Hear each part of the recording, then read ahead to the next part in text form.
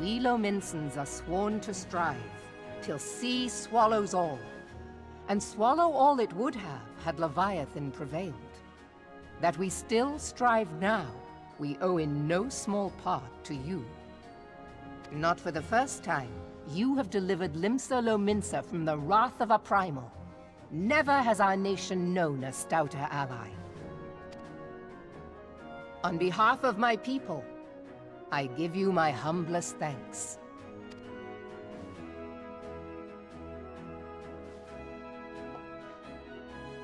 'Tis meet that I give thanks to old Mistbeard, too, for his fine solution. Whatever else he may have been, 'tis clear he was a resourceful soul. Would that I had a man like him in my service.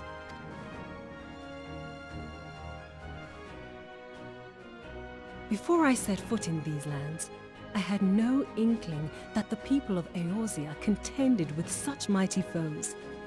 Suffice it to say, their existence came as something of a shock, as did the idea that they could be defeated. This experience has served to remind me of the vastness of the world, and the boundless potential of man. Though I am but a refugee in this realm, I would fain be of use to you in your fight. Know that I am tutored in one of the foremost combat arts of the Far East.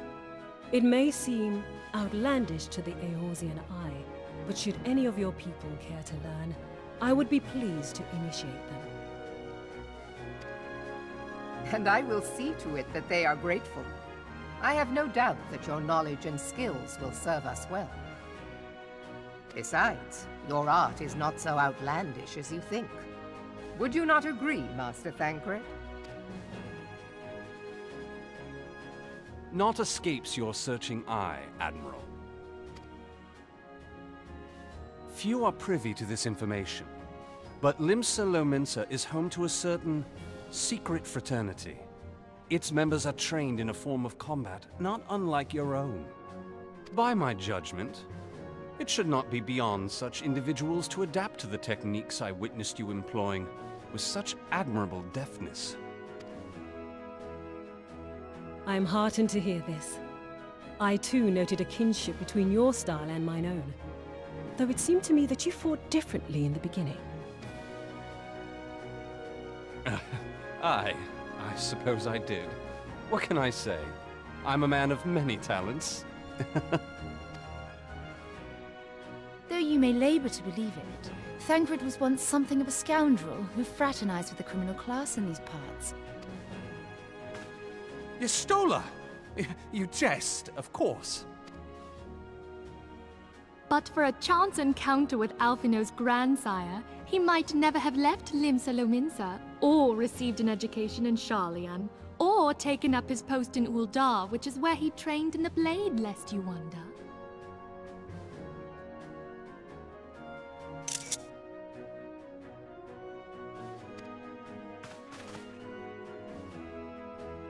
Minfilia, please! It would seem there is more to you than meets the eye, Master Thancred.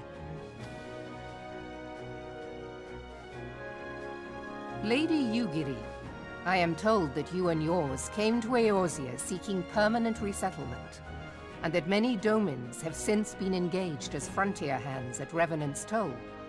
Moderna is many things, but a place of refuge it is not. Know that I would like nothing better than to furnish your people with a new home here on Lominsan soil.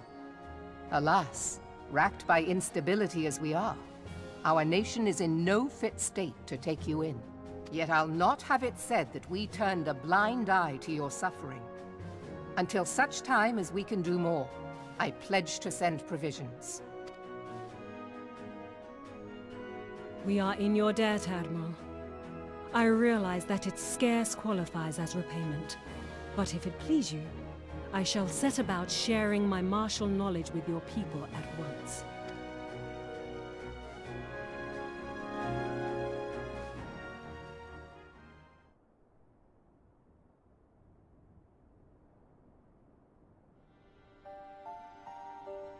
You wished a word in private.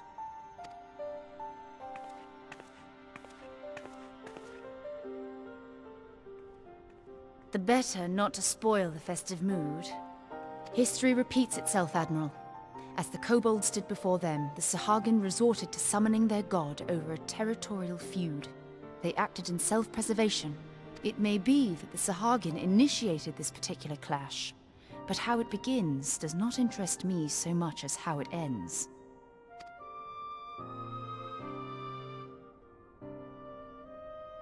I have not forgotten our conversation, Y'shtola. I am aware that man bears part of the blame for the Primal's existence. Nor am I ignorant of the Sahagin's reason for acting. They sought to secure a place to breed and multiply that their kind might survive. Self-preservation, as you say. But we have as much right to live and thrive as they. If our own survival is threatened, are we to lay down our arms and welcome oblivion? Nay. And so you kill, that you might live. Yet if living is a right, then that right belongs to all peoples, be they men or beastmen. I'll not deny your reasoning. But when a storm gathers, it falls to me to see my people safely through it. That is my duty, and I shall do it.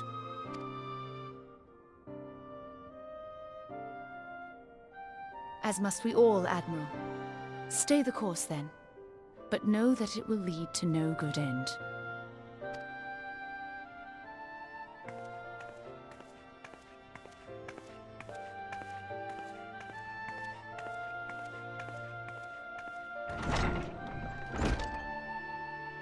Man has ever put himself first and foremost.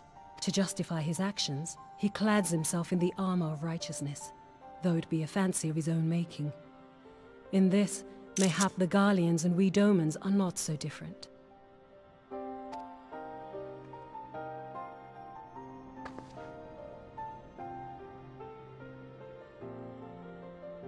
Eorzea has become as a raging sea. If we are to keep our heads above the waves, we cannot scruple to drown the man next to us. When hopes of coexistence founder, strength must determine who has the greater right to live.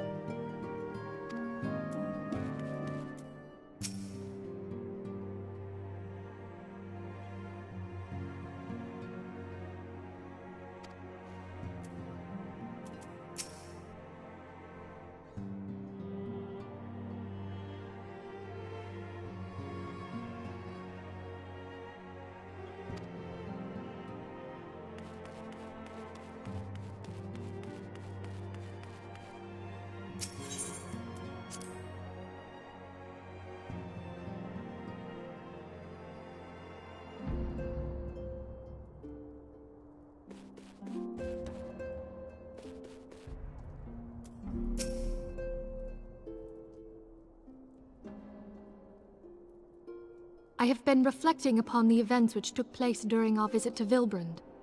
If you have a moment, I would share my conclusions with you. Please, bear with me. When the Sahagin Elder summoned Leviathan, he employed the power we have come to know as the Echo. Though I cannot well explain the how of it, it would seem he became immortal in so doing. When the Admiral subsequently slew him, his spirit emerged from his lifeless flesh, a consciousness shorn of physical form. Thus transfigured, he took up residence in the body of his minion with the ease of a man donning a favorite glove.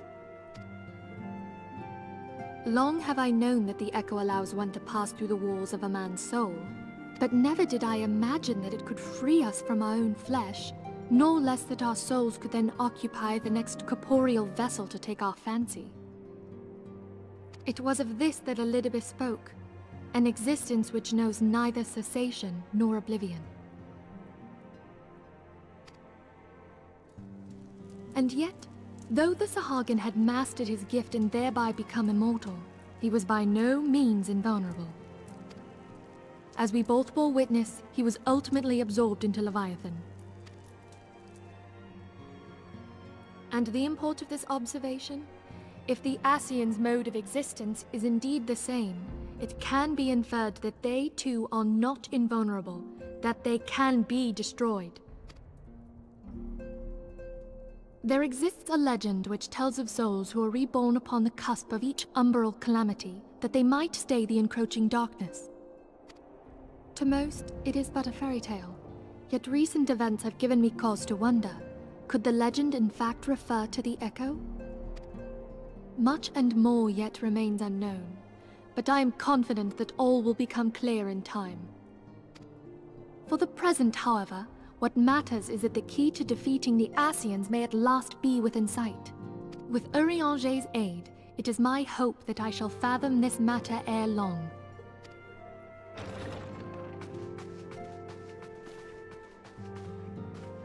Oh, I was just about to send for you, my friend.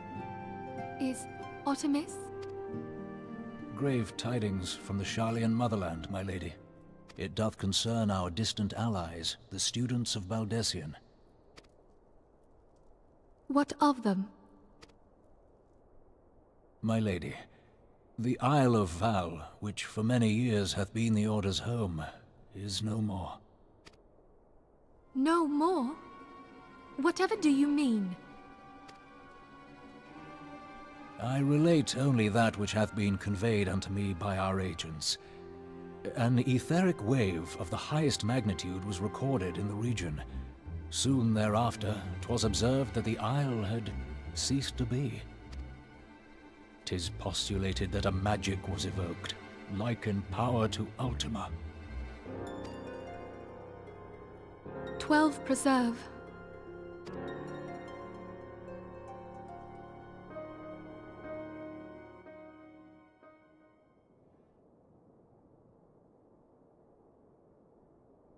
If there are no other matters, I move that today's meeting be adjourned.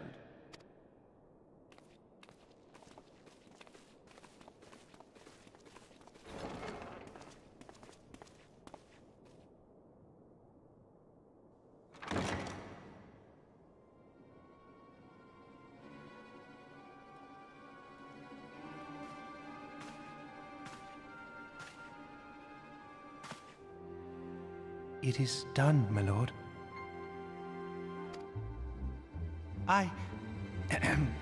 Forgive my impertinence, my lord, but these orders, I am uncertain as to what end they serve.